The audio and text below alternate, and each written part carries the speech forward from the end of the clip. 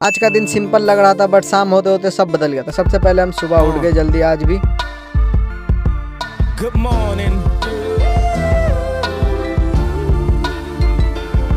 उसके बाद हम फटाफट आगे ब्रश करने के लिए, क्योंकि ब्रश करना भी जरूरी है अगर दांत आपको चमका के रखना तो फटाफट हम रेडी हो गए।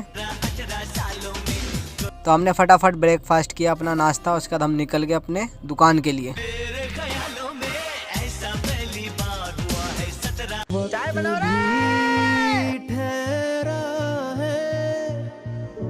कपड़ों पे चाहे जितना परफ्यूम लगा लो, रूह तो किरदार से महकती है।